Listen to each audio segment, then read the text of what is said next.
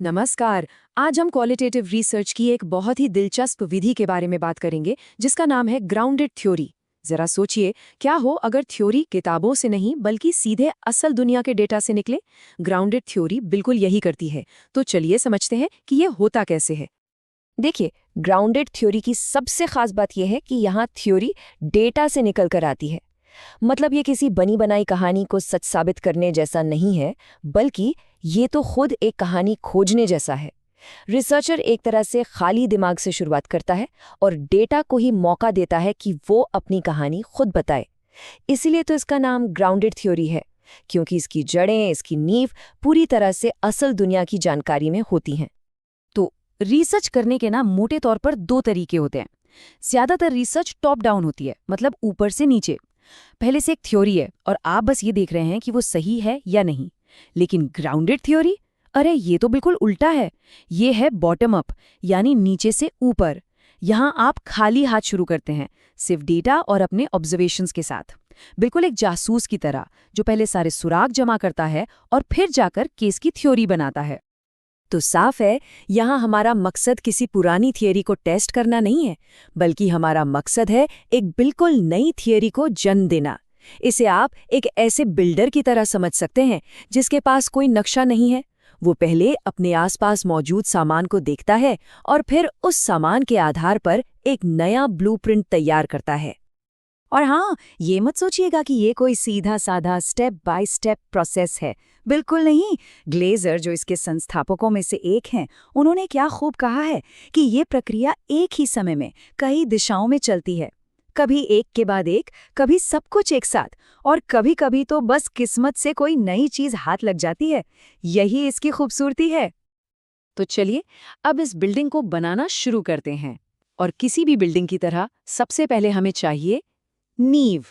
और ये नींव रखी जाती है डेटा और मेमोइंग से।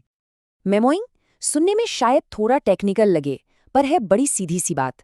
ये रिसर्चर की अपनी पर्सनल डायरी की तरह है। जैसे जैसे वो डेटा देख रहा है, उसके दिमाग में जो भी आइडियाज, सवाल या कनेक्शंस आ रहे हैं, वो उन्हें फटाफट नोट करता जाता है। ये कोई बात का काम नहीं है, ये डेटा कलेक्शन के साथ साथ चलता है। और यकीन मानिए, यही छोटे छोटे नोट्स आगे चलकर थ्योरी का कच्चा माल बनते हैं। अच्छा, तो ये नोट्स भी कई तरह के होते हैं, जैसे फील्ड नोट्स, जिसमें रिसर्चर जो कुछ भी देख सुन रहा है उसे ज्यों का त्यों लिख लेता है। फिर होते हैं कोड नोट्स, जिसमें वो डेटा को छोटे छोटे लेबल्स देने के बारे में सोचता है। और सबसे मज़ेदार होते हैं थियोरेटिकल नोट्स, जहां वो इन छोटे छोटे आइडियाज़ को बड़ी पिक्चर से, यानी दूसरी थ्योरी से जोड़ने की कोशिश करता है। तो नींव पड़ चुकी हैं, कच्चा माल यानी डेटा और मेमोज हमारे पास है। अब क्या? अब बारी है ढांचा खड़ा करने की। और इस ढांचे को बनाने की प्रक्रिया को कहते हैं कोडिंग। कोडिंग का ये जो पूरा प्रोसेस है, इसे हम 3 स्टेज में समझ सकते हैं। पहला, ओपन कोडिंग, यानी डेटा को खोलना और समझना। दूसरा, एक्सियल कोडिंग, यानी हिस्सों को जोड़ना। और तीसरा, सिलेक्टिव कोडिंग, यानी सबसे ज़रूरी हिस्से को पहचानना। चलिए एक एक करके देखते हैं। तो सबसे पहले है ओपन कोडिंग। सोचिए, आपके पास एक बहुत बड़ा ढेर है जिसमें ईंट, पत्थर, लकड़ी, लोहा सब मिला हुआ है। ओपन कोडिंग का मतलब है इस ढेर में से एक एक चीज को उठाकर देखना, समझना और फिर उसे सही कैटेगरी में रखना। ईंटों का ढेर अलग, लकड़ी का अलग।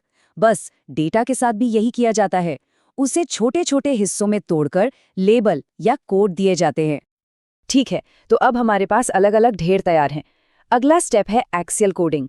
यहाँ हम इन ढेरों के बीच कनेक्शन बनाना शुरू करते हैं।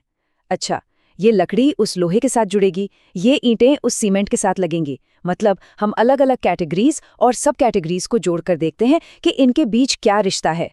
यहीं से हमारी बिल्डिंग का ढांचा बनना शुरू होता है। और फिर आता है वो आहा मोमेंट, सिलेक्टिव कोडिंग। ढांचा तो बन गया, पर अब हमें उसे कोर कैटेगरी या मुख्य आइडिया को ढूंढना है, जिसके इर्द गिर्द पूरी कहानी घूम रही है।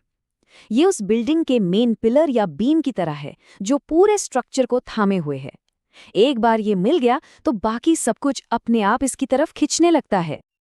तो लीजिए, हमारा ढांचा तैयार है, मेन पिलर भी लग चुका है। अब बस फाइनल टच देना बाकी है, और ये होता है सॉर्टिंग और राइटिंग के जरिए। लिखना शुरू करने से पहले एक बहुत जरूरी काम होता है, सॉर्टिंग। मतलब अपने सारे मेमोज, सारे आइडियाज, सारे कोड्स को एक साथ फैलाकर देखना। ये बिल्कुल वैसा है जैसे फर्नीचर असेंबल करने से पहले आप सारे पुर्जे जमीन पर फैला देते हैं ताकि देख सकें कि कौन सी चीज कहाँ लगेगी। इससे थ्योरी की पूरी पिक्चर एकदम साफ हो जाती है। और आखिर में राइटिंग। अब बस उन सभी हिस्सों को जोड़कर उन्हें शब्दों का रूप देकर अपनी नई थ्योरी को दुनिया के सामने पेश करना है। यहीं पर आकर वो बिखरा हुआ डेटा एक खूबसूरत, मजबूत सिद्धांत का रूप लेता है। तो ये पूरी मेहनत, ये पूरा प्रोसेस, आखिर ये इतना खास क्यों है? ग्राउंडेड थ्योरी की ताकत क्या है? चलिए समझते हैं। देखिए, सबसे पहली और सबसे बड़ी बात, ये थ्योरी हवा में नहीं बनती, ये सीधे डेटा से निकलती है, अटकलों से नहीं। दूसरी बात, ये भरोसेमंद होती है क्योंकि ये कई अलग अलग सोर्स से जानकारी लेती है। ये हमें सिर्फ क्या हो रहा है ये नहीं बताती, बल्कि क्यों हो रहा है, इसके पीछे के कारण तलाशने का मौका भी देती है। और हाँ, ये इतना ऑर्गेनाइज तरीका है कि बाद में रिजल्ट्स पेश करना बहुत आसान हो जाता है। तो अगली बार जब भी कोई जटिल सामाजिक मुद्दा दिखे तो एक पल को रुक कर सोचिएगा कि अगर हम पहले से बनी बनाई थ्योरीज को किनारे रखकर सीधे जमीन पर उतरें, डेटा से बात करें, तो समाज के कौन से ऐसे अनकहे, अनदेखे पैटर्न सामने आ सकते हैं जिनके बारे में हमने कभी सोचा भी नहीं था। यही सवाल इस मेथड की असली ताकत है।